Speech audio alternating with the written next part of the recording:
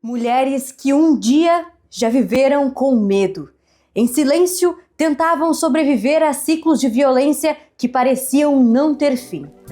Mas, quando a coragem surge, chega a hora de romper essa realidade e buscar pelo direito de liberdade. É nesse instante em que elas mais precisam de apoio e acolhimento.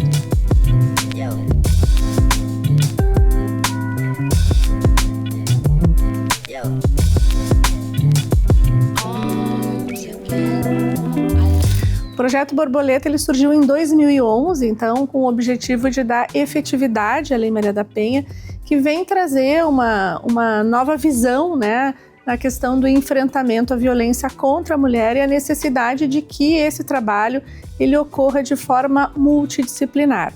Então, por isso, o projeto foi criado no primeiro juizado de violência doméstica aqui em Porto Alegre, né? Na época era o único juizado especializado na matéria no Rio Grande do Sul. No 23º andar do Fórum Central 2, em Porto Alegre, interpretações teatrais marcam um novo começo. Na oficina, a arte é utilizada como instrumento para ressignificar os momentos mais difíceis.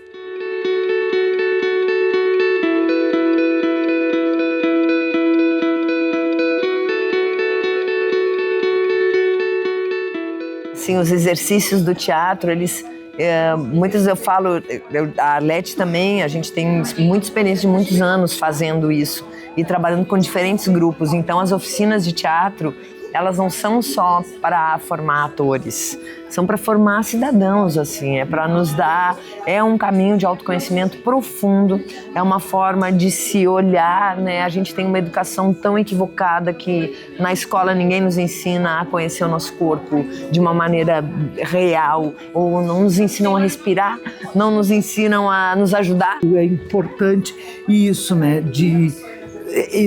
ter esse acolhimento, ter esse espaço onde as mulheres possam falar das suas dores e de que isso vai adiante, que pode transformar a vida, né? E associar isso com a arte, particularmente com o teatro, porque o teatro é um meio de transformação, alimenta, eu estou alimentada. E trabalhar com as mulheres, com os homens e com seus filhos em situação de violência é um grande desafio. Mas eu costumo dizer que é o local onde eu mais me sinto psicóloga dentro do tribunal. Então é um prazer poder compartilhar as histórias, ouvir, entender, mas principalmente acolher, fazer articulação com a rede de atendimento, né? E poder realmente fazer encaminhamentos e ações que possam transformar a vida dessas mulheres. Quando eu vim para cá eu estava bem caída, bem caidaça, como se diz, né? Mas eu queria conversar com alguém e eu achava assim que ia ser a minha última conversa. Então quando eu conversei aqui com a psicóloga, foi a última vez que eu chorei, sabe? E aí depois dali eu posso falar agora quantas vezes eu quiser nessa situação que nunca mais eu vou chorar. Porque eu sei que eu tenho que crescer para mim, pro meu futuro, sabe? Para cuidar da minha vida, né? Eu não quero morrer assim sem viver a vida que eu tenho ainda para viver, sabe? Com certeza, e muita vida, dá pra ver que você é muita toda... Não, eu gosto de mim, sabe? Então, aquelas gurias falam aqui que a gente tem que se olhar e crescer e procurar ser o que é, quem a gente é. Eu sempre fui assim. Por que agora, depois de alguns anos, eu ia me deixar acabar, ia me deixar ficar doente, ia me deixar, entendeu? Por uma pessoa que não tinha nada a ver comigo, assim, por exemplo, né? A história da Jurema se mistura com as das outras 14 mulheres do grupo. Hoje, ela se declara de forma simples e direta feliz. A meta do projeto é que todas as participantes possam ter o mesmo sentimento. As ações têm o objetivo de auxiliar no resgate do protagonismo de cada uma, além de oferecer um espaço de proteção. Chegam muito acuadas, né, sem saber realmente, assim, muitas vezes o que pensar, como agir, estão muito isoladas socialmente em função, né, do ciclo de violência, das situações que elas vivenciaram dentro do âmbito doméstico e familiar, e elas poderem então participar do grupo, compartilhar as histórias, ouvir das outras mulheres também o que elas passaram, vai trazendo toda uma noção de pertencimento de grupo, vai trazendo também uma ideia assim, né, de poder romper com ações que até então eram consideradas às vezes naturais, cotidianas, entender que elas têm autonomia e que elas podem dar limites. Elas vão buscando escolarização, profissionalização, né, justamente para ter a independência financeira também. E vão ao mesmo tempo fazendo, né, os atendimentos, tanto na rede com psicoterapia, tanto com as questões, né, ali de acompanhamento conosco. O projeto Borboleta iniciou com grupos reflexivos de gênero, com o objetivo de reeducar os agressores. Hoje, ele também está na comunidade, com ações de prevenção à violência em escolas e outros espaços coletivos.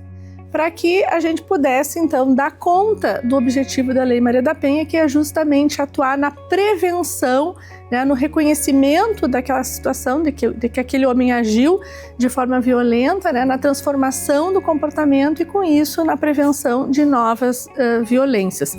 Na sequência, começamos a trabalhar, então, com ações relacionadas ao acolhimento das mulheres em situação de violência doméstica. Paralelamente, o acolhimento também dos seus filhos e filhas, né, geralmente crianças, adolescentes, que de forma reflexa ou às vezes de forma direta mesmo, sofrem com esse tipo de violência. Os grupos entram numa forma de ação que acaba trazendo muita transformação, né? Principalmente focando na quebra do ciclo de violência. Então eles entram com uma ideia, uma concepção, né, de violência, como uma crença pessoal de que aquilo é uma forma resolutiva de conflitos, e acabam muitos deles saindo com uma outra visão daquela ação que os trouxe ali, né? Então isso também é extremamente recompensador. A união de todas as histórias está na vontade de cada uma de se reencontrar consigo mesma.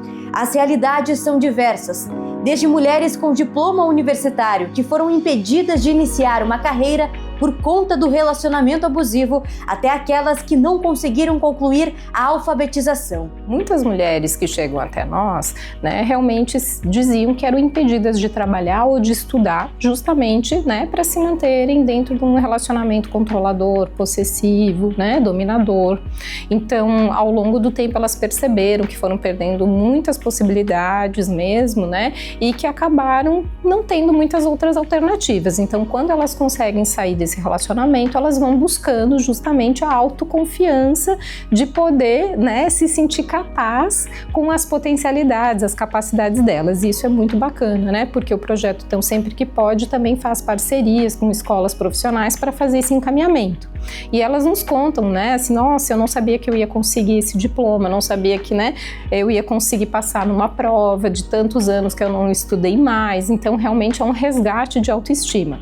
A gente tem uma parceria também muito importante, que é com a FMP, a Fundação Escola Superior do Ministério Público, onde então nós a cada ano temos a possibilidade de encaminhar uma das nossas mulheres acolhidas para uma bolsa no curso de Direito, uma bolsa integral para o curso de Direito, né? Então isso sem dúvida abre, né, portas assim para essas meninas e mulheres que muitas vezes jamais se enxergariam naquele lugar, né? Porque justamente estavam com a autoestima tão baixa, né? E vitimadas por uma situação de violência tão grave que elas não se imaginavam, né, ter condições de estar lá no banco da universidade para a qualificação para o trabalho, para a geração de renda, né, através da interlocução, então, com muitos agentes da nossa comunidade, né, por exemplo, o SENAC, a ONG Mulher em Construção, que são nossos parceiros no sentido de promover, então, esse conhecimento, a qualificação dessas mulheres e também dos homens autores de violência para chegarem ao mercado de trabalho, né, terem renda, e especialmente as mulheres, para que elas possam, então, se identificar como protagonistas, né, das suas vidas. Para além da arte e do teatro, o poder do cinema. As atrizes Débora e Arlete exibiram um episódio da websérie Confessionário, Relatos de Casa, com casos reais de violência doméstica. A exibição incentivou a abertura das participantes, que trouxeram relatos fortes. Um momento de troca, emoção e apoio.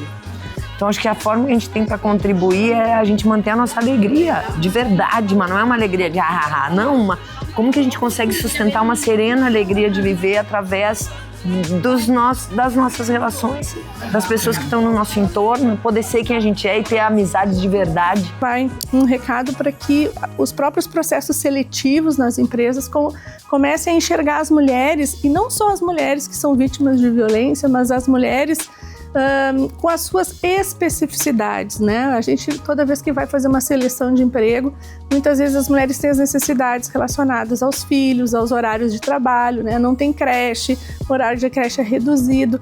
Então, tudo isso tem que ser levado em consideração. E quando se fala especialmente nas mulheres em situação de violência, esses fatores, né, eles são mais importantes ainda. A gente tem que abrir as portas, né? Porque só com esse acolhimento, com essa oportunidade que se dá para essas mulheres, é possível, então, que a gente tenha condições de mostrar para elas, né? E de dar essa oportunidade para ser diferente e para elas romperem o ciclo de violência, né? Mas eu fico muito triste, sabe, com o que eu vejo, elas ainda sofrem muito ainda, sabe? Eu já passei por toda essa fase, então, para mim isso não me pega mais, não me toca mais no coração, sabe? Porque eu vejo a tristeza delas e me toca também isso aí. Então eu gostaria de passar para elas, gostaria de conversar com elas. Que é a história, assim, não se faz sozinho. Então, se não faz sozinho, eu preciso do outro. Então, se eu preciso do outro, eu não posso estar fechado. E ao longo do tempo, né, realmente elas vão conseguindo, né, se encontrar, entender quem elas são, né, que o que aconteceu, o que passou, não define quem elas são. Presidente Alberto Delgado Neto acompanha a homenagem ao ministro Fachin. O desembargador participou da sessão solene de entrega do colar do Mérito Judiciário ao ministro do STF, Edson Fachin, em São Paulo. A honra foi concedida pelo Tribunal de Justiça Paulista. O homenageado é gaúcho, de Rondinha, e fez questão de contar com a presença dos representantes dos tribunais do Rio Grande do Sul nesse momento emblemático.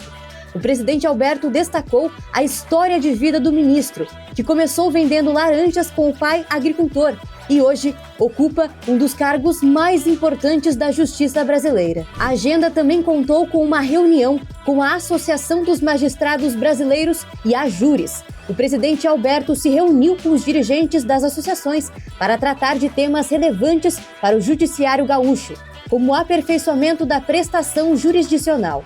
Entre as lideranças presentes estavam a coordenadora da Justiça Estadual da AMB, juíza Vanessa Ribeiro Mateus, e o presidente da Associação dos Juízes do Rio Grande do Sul, juiz Cristiano Villalba Flores. O plano de carreira dos servidores foi tema da reunião entre a administração do TJRS e Sindjus, no Palácio da Justiça. Para o coordenador-geral do Sindjus, Oswaldir Rodrigues da Silva, essa foi a reunião mais produtiva até agora, desde o início das negociações sobre o plano de carreira.